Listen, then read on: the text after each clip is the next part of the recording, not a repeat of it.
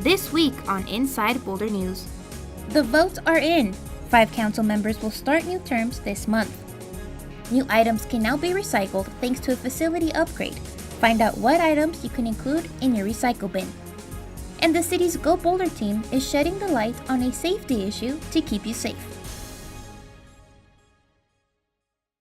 Welcome to Inside Boulder News, your source for City of Boulder news and information. I'm Jocelyn Avendaño. We start off this week with your 2017 election wrap-up.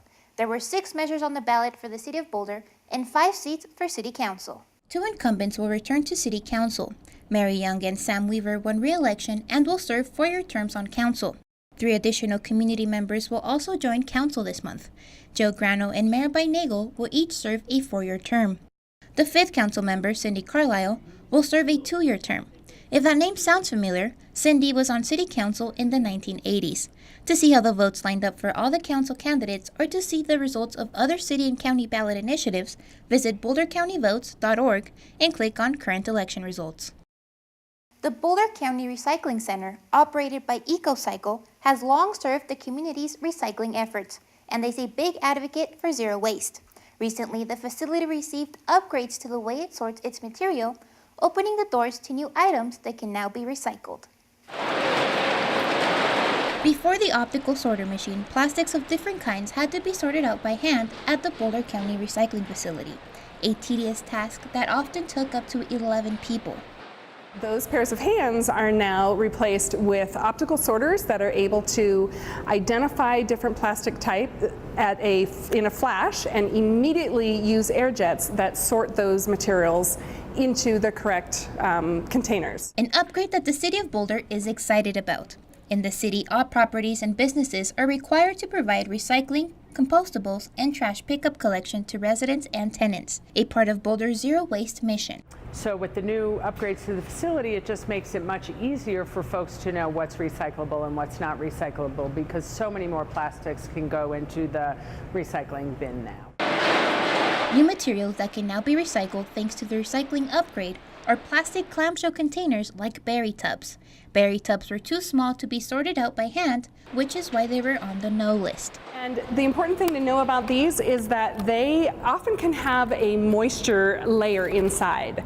Those are important to remove and throw away, and you can give us this berry container instead. Another material that was not allowed in your recycling bins were flat tublets, but they can now be thrown in. In addition to flat materials like those tub lids, we can also take these things that have been popping up on the market. We're calling them rigid 6-pack holders, but avid beer drinkers for local breweries will know what these are. There are some things, however, that have not changed.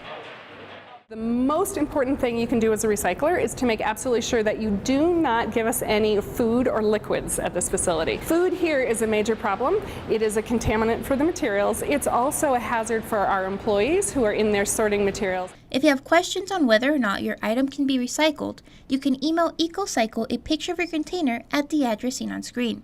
Or you can give them a call during normal business hours at 303-444-6634.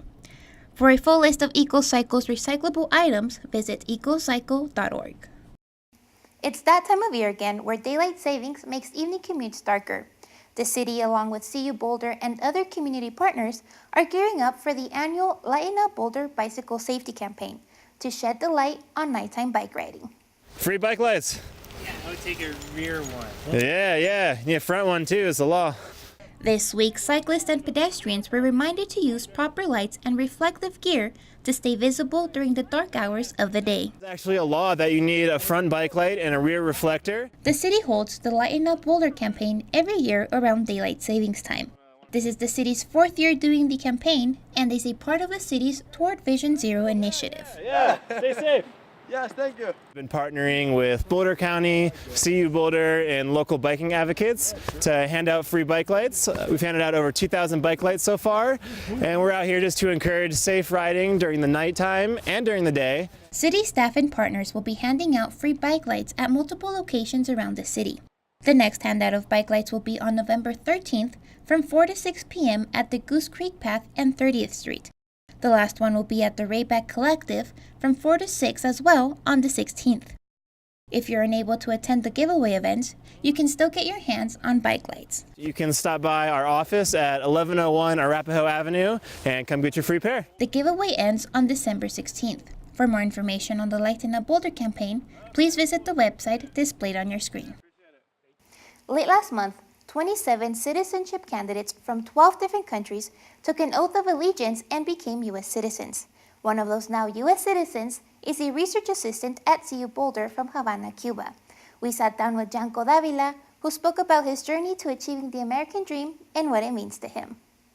Janko, a 31-year-old from Havana, Cuba, like many immigrants, came to the U.S. in search for better and bigger opportunities. The situation there is a little bit complicated, and I know my parents were professors at the university, both of them, and we were always broke. Janko lived in what he calls a fancy neighborhood, in a part of town where most government officials lived. I didn't struggle as much as some other families did. So I always had a roof over my head, I always had food, and I always have clothing to wear.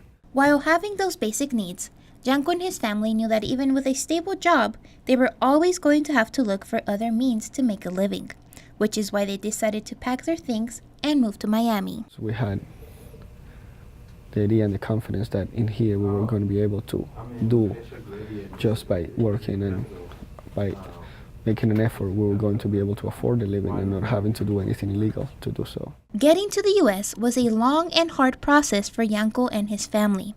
The family couldn't tell anyone about their move to the U.S. out of fear of what might happen if others found out.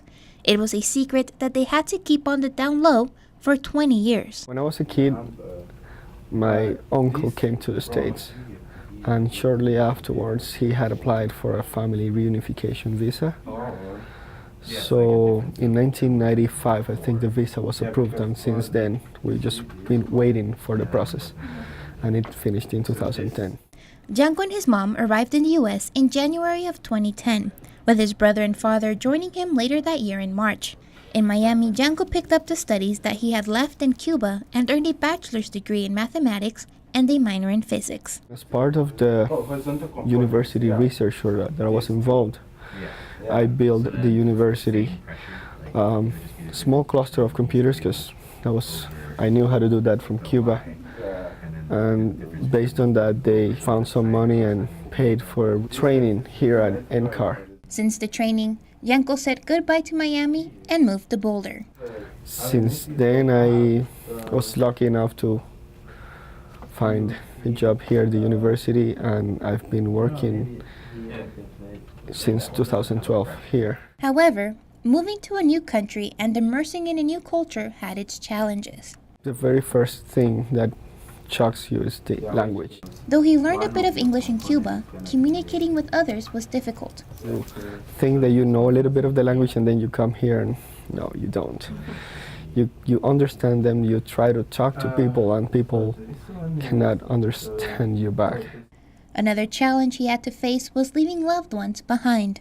It's my grandmother's brother, so I think it's my great uncle or my grand uncle, whatever that thing, but we were very close. But he had to develop thick skin to be able to continue with his life.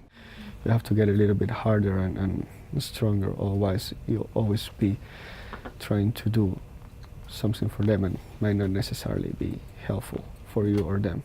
Janko realizes that what he has now in the United States, he might not have had in Cuba. I wouldn't have a house. Right now, I own a house. On October 27th of this year, Janko became a U.S. citizen. He attended a ceremony accompanied by his father and his girlfriend, and he will always remember the people who helped him achieve his American dream. I didn't get here by myself. I have support of my family, my friends, and it's way too many people that are involved in to help you get somewhere. And it's a little bit selfish not to recognize that you get a lot of help to get where you're at. Thank you so much for joining us on this week's edition of Inside Boulder News. If you have pictures, news tips, or events you'd like to see featured, we'd love to hear from you. Connect with us on Facebook. You can also sign up to receive video updates right in your inbox. Just go to boulderchannel8.com and click on subscribe. Have a good week.